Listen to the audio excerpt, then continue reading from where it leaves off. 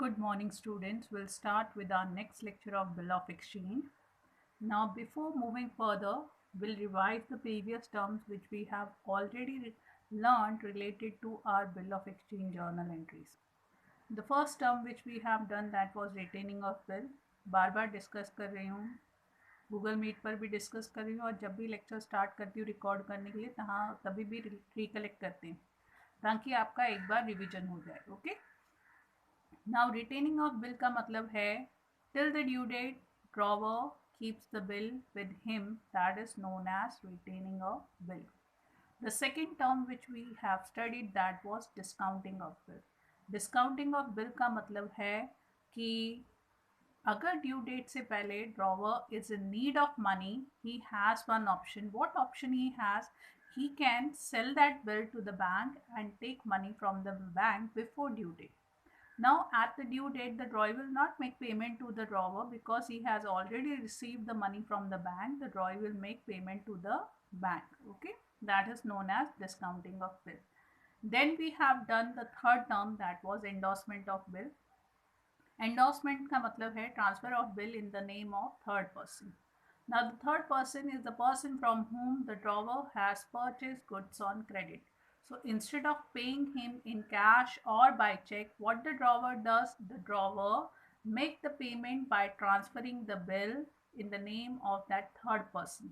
There we had studied two terms. One was endorser, second was endorsee. Endorser, the holder of the bill, that means our drawer. Endorsee is the third person in whose name the drawer has transferred the bill, that is known as endorsee. Now, in case of endorsement, मैंने आपको ये भी समझाया था, the drawer, the holder of the bill has to sign on the back side of the bill of exchange. Bill of exchange जो documents है उसके पीछे के साइड में आप साइन करोगे, मतलब आपने जो बिल है वो एंडोर्स कर दिया है. Then in last lecture we had studied the term bill sent to bank for collection account. अब bill send to bank for collection account में और डिस्काउंटिंग ऑफ बैंक में बहुत फ़र्क है. ये मैंने लास्ट लेक्चर में भी आपको समझाया था. डिस्काउंटिंग में हम बिल सोल्ड कर रहे हैं, सेल कर रहे हैं बैंक के पास, लेकिन यहाँ पर हम बिल बेच नहीं रहे हैं, सेल नहीं कर रहे. We are sending the bill to the bank for collection of money. What the bank has to do? The bank has to collect money on due date from the drawee on behalf of the drawer and credit in his account. यानी कि यहाँ पर bank का क्या काम है? सिर्फ ड्रॉई से पैसा लेना और ड्रॉवर के अकाउंट में जमा करना. फिर हमने bill send to bank for collection account का एक सम सॉल्व सम भी किया था. अब ये जो सम मैं आज करने वाली हूँ ये भी आपकी टेक्स्ट बुक का ही है. ओके. तो पहले हम एज यूजुअल सम पढ़ते हैं और फिर एक एक करके हम एक एक लाइन पढ़ेंगे और उसकी जर्नल एंट्री करेंगे. Will start with the first line. Hope so आपको दिख रहा होगा. नहीं, सम यहाँ से क्लियर नहीं होगा. You have your PDF of BK, you can see there, otherwise you can see in your text book also. Okay. Solution आपको यहाँ से लेक्चर से मिल जाएगा. क्या लिखा है? Jyoti owes 31,000 to Swati for which drawn a bill on Jyoti for 2 months. तो यहाँ तक ही हम पढ़ेंगे और इसकी जर्नल एंट्री पहले करेंगे. अब इस सब में क्रेडिट परचेज, क्रेडिट सेल्स ये वर्ड यूज़ नहीं किया है, तो हमें उनकी जर्नल एंट्री करने की ज़रूरत नहीं है. बार बार मैं लेक्चर में समझाती हूँ, जो पूछा गया है उसी की एंट्री करो, जो नहीं पूछा है उसके बारे में लिखने की ज़रूरत नहीं है. The sum has been started with this amount the drawer owes to the drawee owes to the drawer, तो हम उसी से स्टार्ट करेंगे. लेकिन सबसे पहला काम जो हम फाइंड आउट करेंगे वो है हमारा ड्रॉवर और ड्रॉई का नाम. Now Jyoti owes 31,000 to Swati for which a bill on for which drawn a bill on ज्योति. तो इस लाइन को पढ़ के क्या समझ में आता है कि ये जो स्वाति है ये हमारा ड्रॉवर है. This one is our drawer and this one Jyoti is our drawee. यानी कि स्वाति ने ज्योति को 31,000 के गुड्स बेचे होंगे कहीं कभी ना कभी. ओके. और इसलिए अब स्वाति क्या कर रही है? बिल ड्रॉ करके दे रही है. डायरेक्टली बिल ड्रॉन की एंट्री पूछी है तो हम अपनी जर्नल एंट्रीज भी वहीं से स्टार्ट करेंगे. मैंने पेज को दो हिस्सों में डिवाइड किया है। पहले हिस्से में हम लिखेंगे books of journal entries, journal entries. आपको रेड पेन से लिखने की जरूरत नहीं, या suppose to write with blue pen, okay. और फॉर्मेट जब ड्रॉ करोगे it has to be drawn with the pencil, no need of using pen there, and format should be drawn in 2 pages, अलग अलग पेजेस में draw करना है। मैं आपको एक्सप्लेन करने के लिए साथ में कर रही हूँ, आप 2 पेजेस यूज करोगे फॉर्मेट ड्रॉ करने के लिए, okay. Journal entries in the books of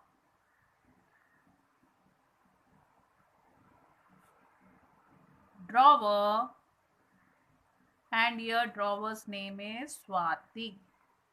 And in the same way we'll write journal entries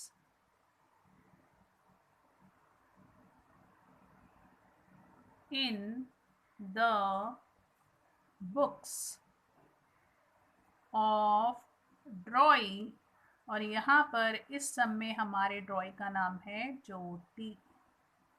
now first transaction is regarding drawing of bill and accepting of bill, तो आपको journal entry भी उसी की करनी है। तो हम क्या करते हैं, डेट देख लेते हैं, लेकिन यहाँ पर अगर आप ध्यान से देखोगे तो आपको डेट नहीं दी गई है। क्या दिया है, पूरा सम पढ़ने के बाद में भी कहीं पर डेट नहीं दिख रही है। क्या लिखा है, Jyoti was 31,000 to Swati for which drawn a bill on Jyoti for 2 months, ये हो गया हमारा credit period, but on which date it is drawn it is not given. तो जिस सब में आपको डेट नहीं दिया है वहाँ पर आप क्या करोगे, क्योंकि जब आप फॉर्मेट बनाओगे जर्नल एंट्री का तो वहाँ पर तो हमारा फर्स्ट कॉलम ही डेट है, तो वहाँ पर हमको क्या करना है, instead of writing date you can put the serial number, but that is not compulsory. Serial number लिखना कंपल्सरी नहीं है, it totally depends on you. You can write the serial number or you can leave it, okay. The sum in which the date is not given, in that sum it is not compulsory to write date. You can write 1 2 3 4 as per the journal entry, या कुछ ना लिखकर वो date column blank भी आप छोड़ सकते हो। तो यहाँ पर हमको डेट नहीं दिया है तो डायरेक्टली हमको बिल ड्रॉ करके देना है और बिल एक्सेप्ट करना है, ओके। तो यहाँ पर हम फर्स्ट एंट्री लिखेंगे regarding drawing of bill. So we'll write here in the books of drawer, the word we will use that is bill receivable account debit.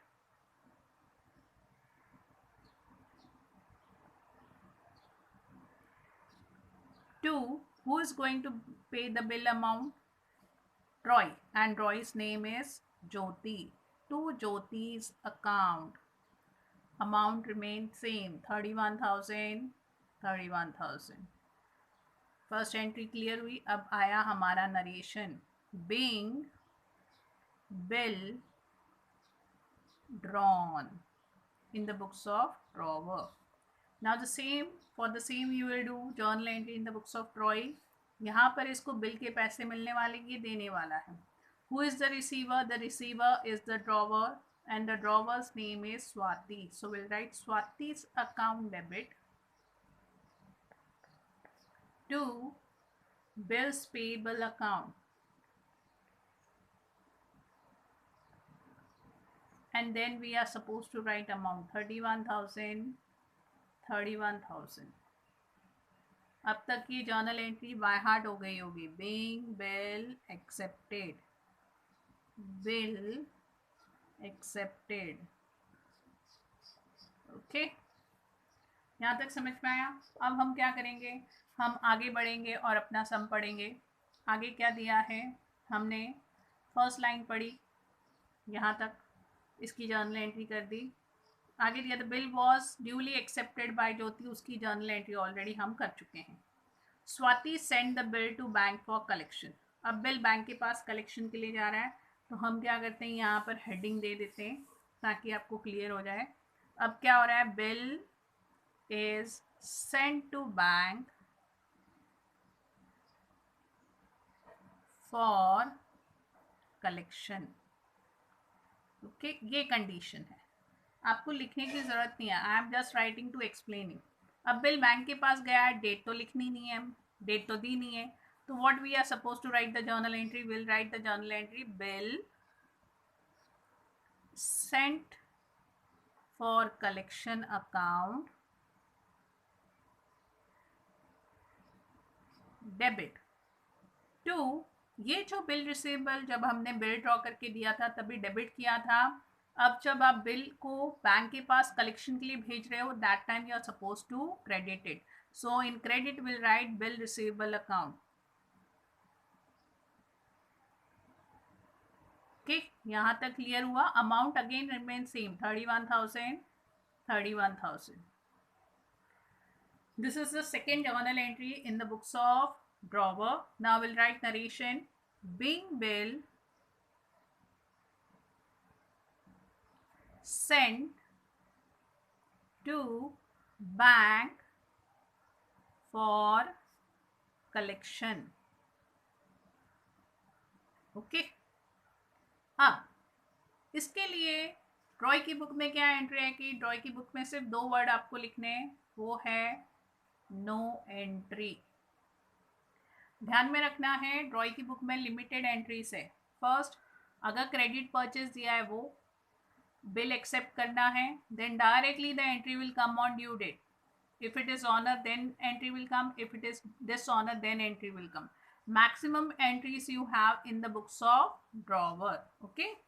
अब हम आगे सम पढ़ के लेते हैं और फिर उसके हिसाब से हम अपनी जर्नल एंट्रीज करेंगे। अब यहाँ तक हमारा सम हो गया है। We have completed our sum till here. Now I will start reading from here. What is given? Jyoti honored the bill on due date and bank charges rupees 475 as bank charges and paid rupees bank charges 475 as bank charges. Okay. अब यहाँ पर जो condition दी है वो है कि bill जो bank के पास कलेक्शन के लिए हमने भेजा था, bill send to bank for collection, ये जो बिल है ये ऑनर हुआ है, honoured on due date and bank charges paid.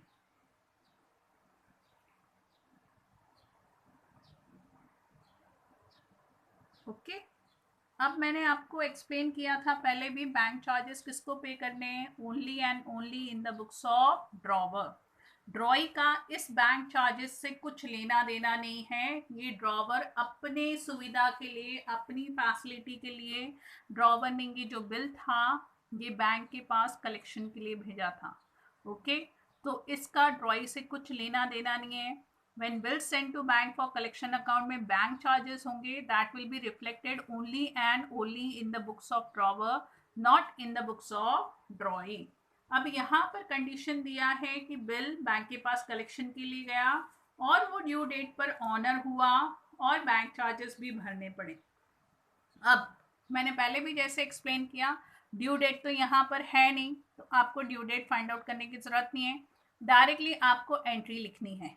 अब बिल बैंक के पास कलेक्शन के लिए गया था, ड्रॉई ने उसको ऑनर किया, मतलब ड्रॉवर को पैसे मिल गए, यानी कि पैसे कहाँ आएंगे, ड्रॉवर के अकाउंट में, यानी कि उसके बैंक अकाउंट में क्रेडिट होंगे। उसकी वजह से वो बैंक में जब पैसा अंदर आएगा, bank account is personal account and if personal account is receiver it has to be debited. Will write the entry bank account debit. Why? Because it is personal account and it is receiver. Then we'll write bank charges account debit.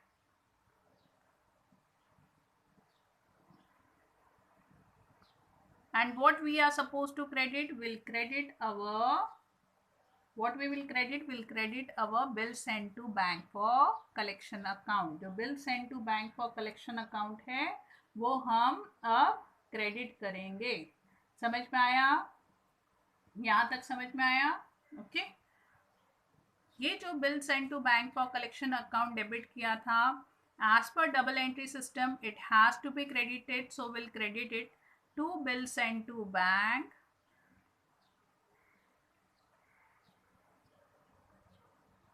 For collection account, okay, यहाँ तक clear हुआ? बचा हमारा amount. अब bill send to bank for collection account will write 31,000। Okay. अब 31,000 का bill था, bank charges कितने भरने पड़े हमको? What are the bank charges which we paid? We paid bank charges 475। तो नेचुरली हम यहाँ पर क्या लिखेंगे? What we are suppose to write 475। Hope so आपको दिख रहा होगा कितना अमाउंट है इसका। How much we are suppose to write? We are suppose to write 475 because it is given in that sum. Then next what we are doing, bank account में हम कितना लिखेंगे? ओ, लिखने में थोड़ी गड़बड़ हो गई, मैं जरा करती हूँ ध्यान से। ये 475 आपको ऊपर लिखना है जहां पर बैंक चार्जेस लिखे हैं हमने। अब ये बताइए बैंक अकाउंट में हम कितना लिखेंगे और कैसे फाइंड आउट करेंगे? Okay, what you will write the amount in bank account? So what will be the amount in bank account? आपको क्या करना है, simply you are suppose to write 31,000। अगर उसके अकाउंट में क्रेडिट हुआ होगा तो नेचुरली 475 भी तो उसके अकाउंट में से ही कटा। जहां 31,000 उसके अकाउंट में क्रेडिट हुआ, this amount was credited to the account of the drawer, immediately the bank have cut debited its charges from the bank account of drawer only. तो यहाँ पर कितने बचेंगे? यहाँ पर हमारे पास बचेंगे 30,525 रुपीज। माइनस करने के बाद में कितना बचता है हमारे पास? 30,525 and that amount you are suppose to write here 30,525। Okay, ये एंट्री समझ में आई? बैंक अकाउंट क्यों हमने इतने में डेबिट किया कि बैंक में तो नेचुरली 31,000 क्रेडिट हुए होंगे जैसे ड्रॉइंग ने पेमेंट किया होगा, लेकिन तुरंत बैंक ने अपने चार्जेस काट लिए वहां से, 475 तुरंत कट किए। ये जो 475 है ये क्या है? This are the bank charges which are paid by the drawer and from where the bank will cut? The bank will cut from his account. जहां 31,000 डिपॉजिट हुए, तुरंत अमाउंट 475 कट हुआ, तो एक्चुअल ड्रॉवर को मिले कितने? 30,525 that we have written in bank account. Bank charges 475 and total which bill was sent for collection, उसका amount कितना है? 31,000। अब हमारा बचा नरेशन। अब नरेशन लिखना है।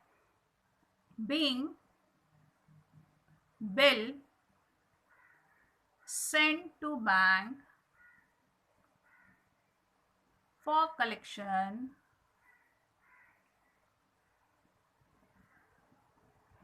honored on due date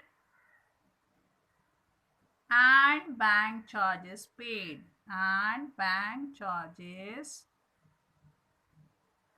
paid okay. ये जो वर्ड है बैंक चार्जेस, ये सिर्फ आपको ड्रॉवर की बुक में लिखना है, ड्रॉय की बुक में उसकी एंट्री नहीं आएगी। सो what will be the entry in the books of ड्रॉय? In the books of ड्रॉय you will write the same entry, bills payable account debit,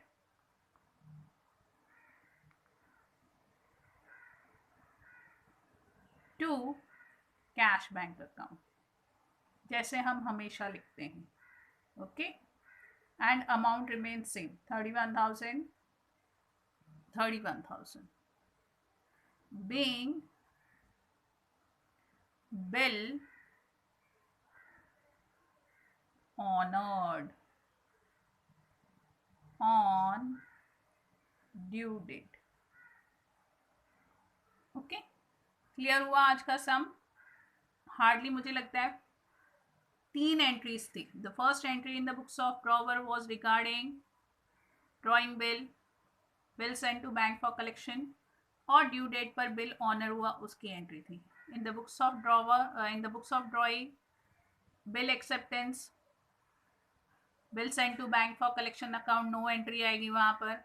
and then due date पर bills payable account debit to cash bank account. Okay, अभी इस सम में उन्होंने सिर्फ honour की entry पूछी है तो हम ऑनर की ही एंट्री लिखेंगे। डिसऑनर की एंट्री पूछते तो हम डिसऑनर की एंट्री लिखते, but they have asked only honours entry, so we will write only honours entry. Okay, यानी कि आपको ध्यान में रखना है जो भी आपको पूछा गया है उसके अकॉर्डिंगली ही सम करना है। जो नहीं पूछा है उसको करने की ज़रूरत नहीं है. If they are not asking, don't do that thing. Okay, go through the sum at least 2 to 3 times. 2-3 बार व्यू करो, आपको सारा जो भी है मैटर है वो क्लियर हो जाएगा, कंफ्यूजन जो है वो कम हो जाएंगे. ओके, तो ध्यान से लेक्चर व्यू किया करो. जब भी मैं लाइव आती हूँ गूगल मीट पर, आप मुझे डाउट पूछ सकते हो. Okay, so go through the lecture very nicely. Stay home, stay safe. Thank you.